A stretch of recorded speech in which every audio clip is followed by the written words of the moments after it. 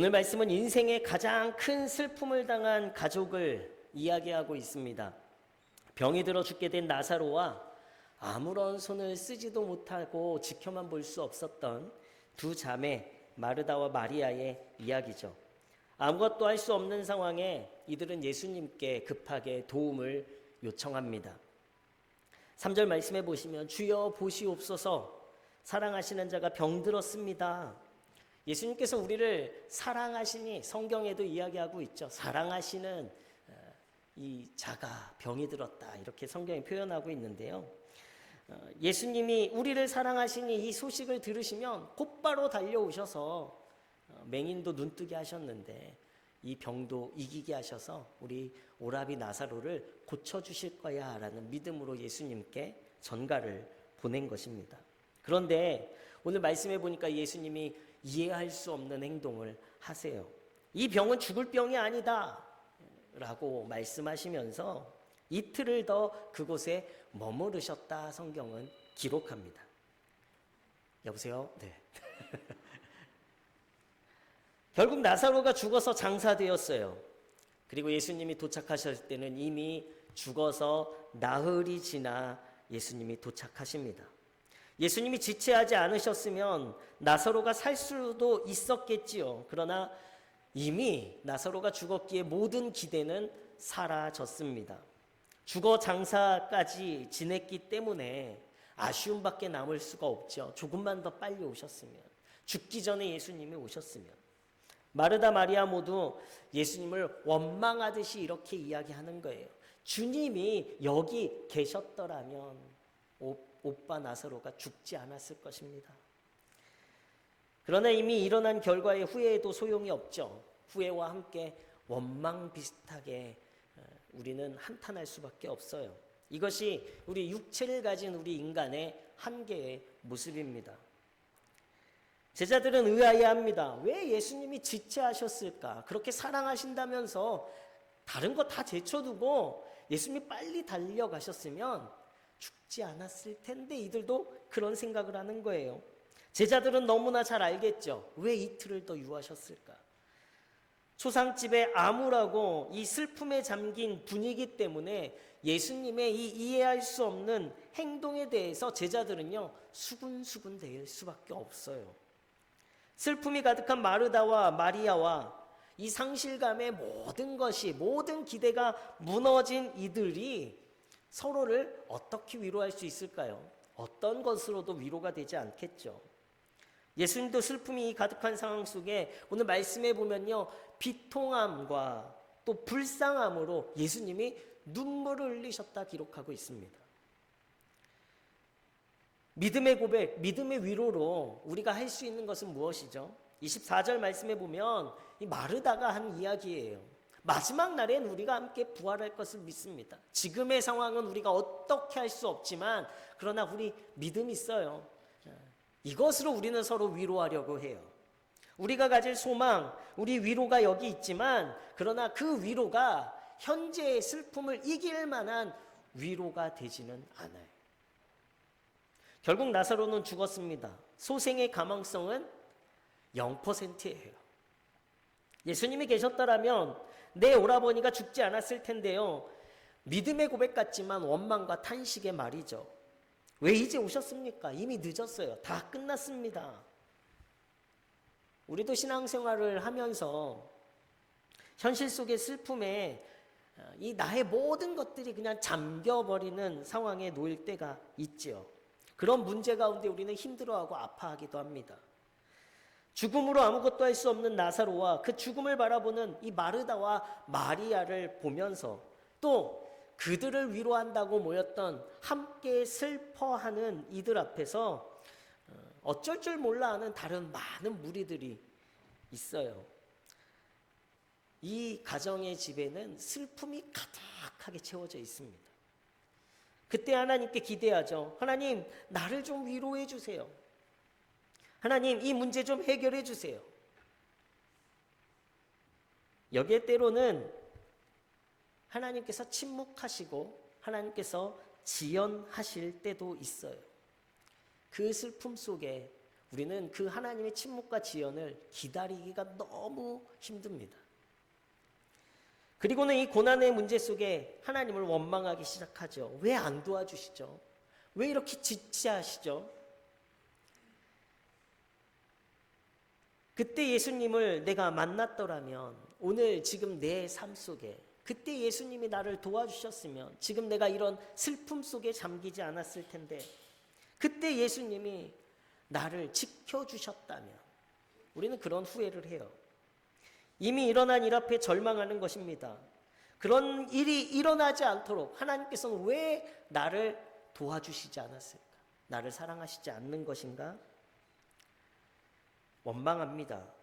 육신을 가진 인간의 한계는요, 이미 일어난 일 앞에 절망할 수밖에 없어요. 그나마 믿음을 가진 성도들은 서로 위로하죠. 천국의 상급으로 위로받으려 합니다. 먼 미래의 위로로 현재의 이 고통을 조금이나마 덮어보려 해요. 그러나 오늘 말씀 속에 주님은요, 죽음과 슬픔과 원망과 오해와 이 막연한 위로를 깨뜨리러 오늘 예수님께서 오셨습니다. 예수님은 이러한 상황을 위로로 끝내지 않으셨어요. 예수님은 사랑하는 나사로의 병든 소식을 듣고 일부러 지체하셨다라고 성경은 말하고 있습니다. 15절 말씀에 보면 내가 거기 있지 아니한 것을 너희를 위하여 기뻐하노니 이는 너희로 믿게 하려 함이라. 그러나 그에게로 가자. 말씀을 이해하지 못하면 충격적인 말씀이에요. 야, 나사로가 죽은 자리에 내가 없어서 참 다행이야. 그때 못 고쳤으면 어떻게 할 뻔했어? 이런 말이 아니에요. 나사로가 죽는 곳에 없는 것을 기뻐하십니다. 왜요? 예수님은 질병을 고치는 믿음이 아니라 그 많은 함께 모여 슬픔에 잠겨있는 이들을 향해서 죽음도 이기시는 믿음을 주시기 위해서 지체하셨다라는 거예요. 더 크게 역사하시는 예수님의 능력을 나타내시기 위해서, 그들을 위해서, 그리고 그 일을 행하셔서 하나님의 영광을 받으실 하나님의 아들 예수 그리스도를 위해서였습니다. 그렇다면 오늘 우리의 기대와 소망에 대한 지연을요, 우리는 다시 생각해 봐야 돼요.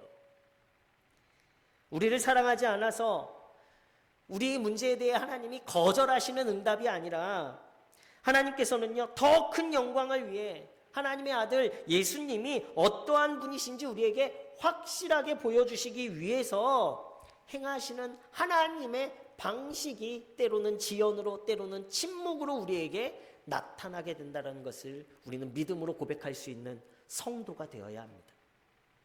40절 말씀해 보니까요, 예수께서 이르시되 내 말이 내가 믿으면 하나님의 영광을 보리라 하지 아니하였느냐, 이렇게 말씀하고 있어요. 여기서 본다라는 것은요, 단순한 관찰, 목격하는 행위를 말하는 게 아니에요. 하나님의 계시를 받아들이고 하나님의 활동을 깨닫는 것이 보는 거예요. 그렇다면 믿음으로 보는 것은요, 결과에 상관이 없이 지금 하나님을 보는 것이 믿음이라는 거예요. 하나님이 지금 무엇을 하시느냐 하지 않느냐, 이것이 아니라 그냥 지금 나와 함께 하시는 하나님을 보고 있는 거예요. 내 기대, 내가 바라는 결과가 중요한 것이 아니라 역사하시는 하나님을 신뢰하며 그 하나님의 지연과 하나님의 침묵에 함께 조용히 기다리는 것이 믿음입니다. 그럴 때 우리의 삶 가운데요, 은혜로, 영광으로 나타나게 되어지는 거예요. 이번 주 구약의 성서일과 본문이요, 에스겔 37장의 말씀이에요. 마른 뼈들의 골짜기 환상입니다. 하나님의 백성으로 살아가던 이스라엘 백성들이 바벨론에 의해 완전히 멸망했어요. 땅은 피폐해졌습니다. 모든 희망은 사라지고 영적으로도 피폐해졌어요. 하나님을 찾지 못하고 원망합니다.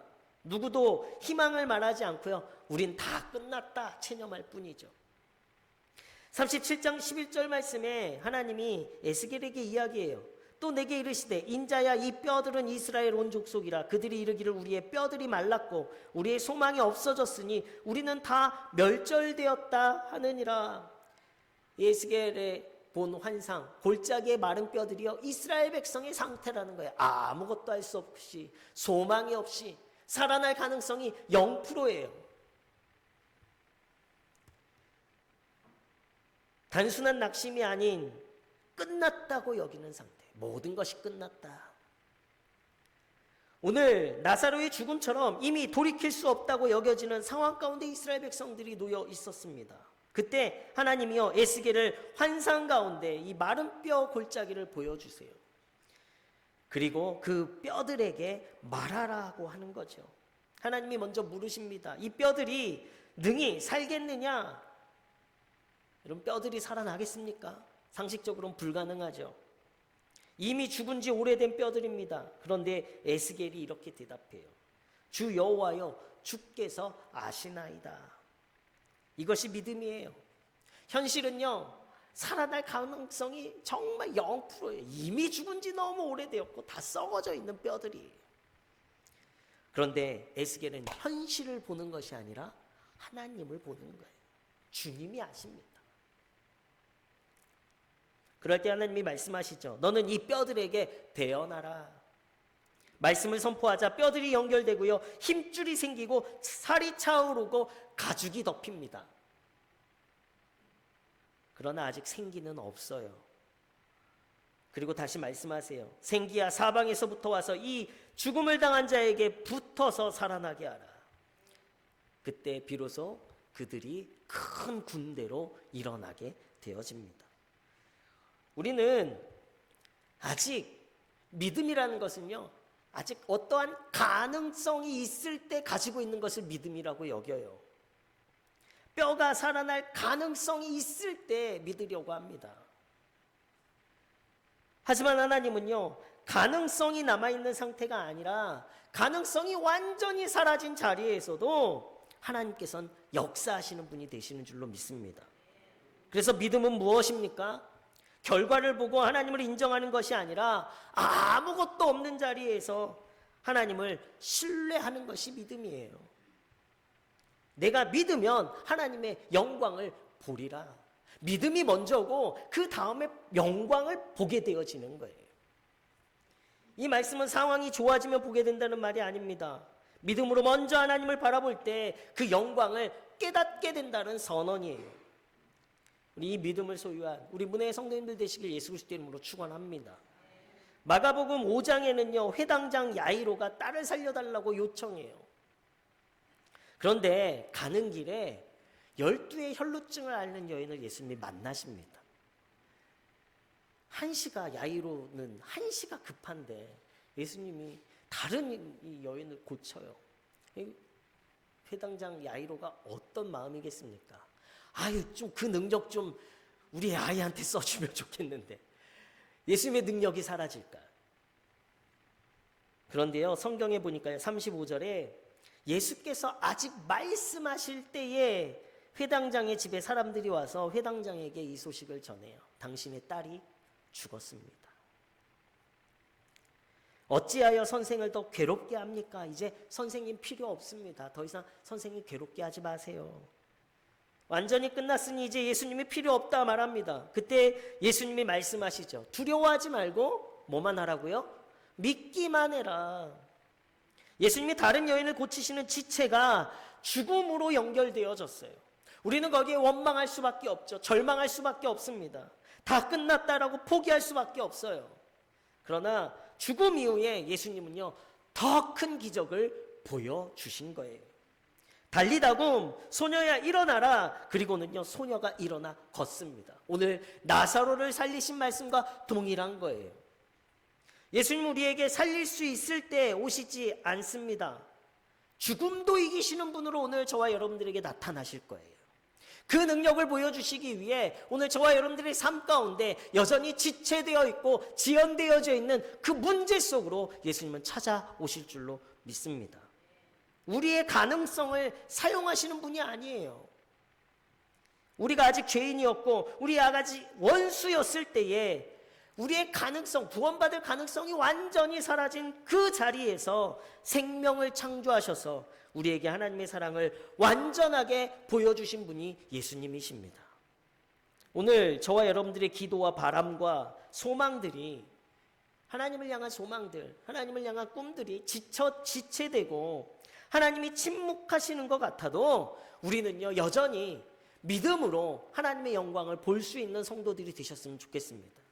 왜냐하면 더 크게 역사하실 하나님이시기 때문이에요. 죽음도 이기시는 분, 죽음에서도 살리시는 분이 저와 여러분들의 삶에 함께 해주시는 저와 여러분들의 하나님이 되실 줄로 믿습니다. 우리가 지체하고 침묵하고 이 지연되는 이 문제 속에서도 우리가 믿음을 가질 수 있는 것은요, 예수님이 바로 우리의 눈물과 그 아픔과 문제 속에 우리만 따로 두시는 것이 아니라 그 지연되고 지체되는 그곳에서도 함께 아파하고 울고 계시기 때문이라는 거예요. 예수님은 슬퍼하는 마리아와 그 곁에서 우는 무리들을 보시고요, 심령의 피통이 여기시며 눈물을 흘리셨습니다. 내가 이제 살릴 건데 왜 이렇게 난리야, 이렇게 꾸짖지 않으세요. 우리의 무지를 탓하지 않으시고 우리의 믿음 없음을 탓하지 않으십니다. 우리의 슬픔에 가만히 당신의 마음의 위로를 함께 얹어 놓으시는 거예요. 복음은 공감입니다. 예수님은 우리의 눈물을 계산하지 않으시고 우리와 함께 눈물을 흘리고 계세요. 그러나 복음은 그 공감 위로에서 멈추지 않아요. 눈물을 닦으신 후에 예수님이 무덤을 향해 걸어가십니다. 그리고 더 크신 영광을 위해 선포하시죠. 나사로야 나오너라. 이 외침은요, 창조의 새벽에 빛이 있으라 하셨던 권능의 선포와 같습니다. 죽음이라는 거대한 사슬을 끊어버리는 생명의 외침이에요. 슬픔과 흑암과 어둠과 그 우울함의 모든 분위기를 반전시키는 외침입니다. 그곳에 가득했던 암울하고 슬픔에 잠겼던 모든 흑암과 어둠의 권세를 사라지게 하는 외침이 되어지는 거예요. 좋은 게 좋은 거야 라는 식의 막연한 위로가 아닙니다. 복음은요, 확실한 위로예요. 죽은 자가 살아나고 끊어진 소망이 이어지고 생명이 없던 곳에 생명이 나타나고 마른 뼈들이 군대가 되어지는 실제하는 능력이 복음입니다. 우리 문혜의 성도님들이 이 복음을 붙잡는 성도들 되시길 예수 그리스도 이름으로 축원합니다. 그 능력으로 오늘 예수님이 우리에게 말씀하시는 거예요. 너를 묶고 있는 그 열등감에서 빠져나와라. 너를 짓누르는 이 채무의 공포와 물질의 이 가난의 어려움에 대한 공포와 질병의 그늘에서 나와라 말씀하시는 거예요. 슬픔과 우울이라는 이 무덤 속에 너를 가두지 말고 생명의 빛으로 걸어 나와라. 이 생명의 외침을 들으시는 우리 성도님들 되시길 축원합니다. 하나님의 영광을 믿음으로 기다린 자들이요, 보게 되어지는 복이 무엇입니까? 바로 절망의 자리가 가득했던 그곳에 하나님께서는 가장 큰 영광의 자리로 바꾸신다라는 거예요. 여러분들이 문제 가운데, 슬픔 가운데, 아픔 가운데 놓여 있다면 그곳을 예수님께서 가장 기쁜 영광의 자리로 바꾸심을 믿음으로 고백하시기 바랍니다. 슬픔과 원망과 조롱이 가득했던 장삿집에 울음이 아니라 기쁨과 놀라움의 탄식으로 부활의 영광으로 가득하게 바꾸시는 거예요. 16절에 죽으러 가자고 말한 도마는요, 이제 끝이야, 이제 우리 죽으러 가자 라고 말했지만 부활의 생명을 얻는 영광을 경험하는 자리에 서게 되었습니다. 무엇보다도 그 믿음 있는 성도들이 영광을 보게 되어지는 가장 큰 복은 무엇입니까? 우리의 죽음의 자리에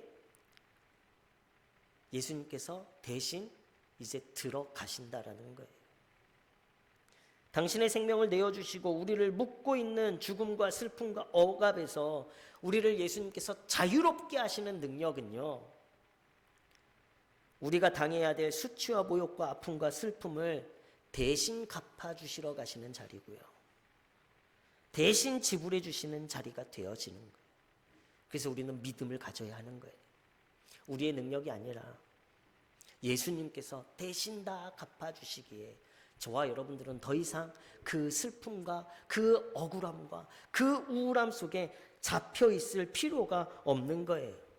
나사로의 무덤은 이제 나사로를 자유케 하심으로 비어 있지만 예수님이 이제 무덤으로 가셔야 하는 길이 남게 되어집니다.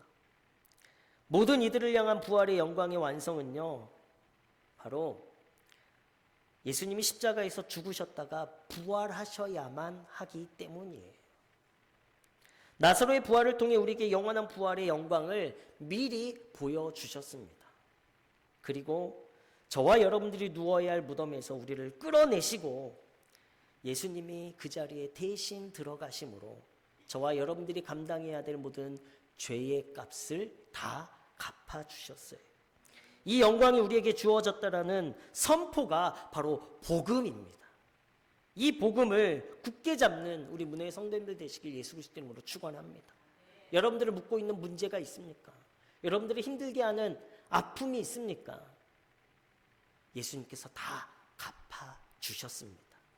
그 믿음으로 더 이상 거기에 힘들어하고 좌절하고 절망하는 삶이 아니라 자유함으로 나를 예수님께서 풀어주셨으니 이제 우리는 어떻게 해요?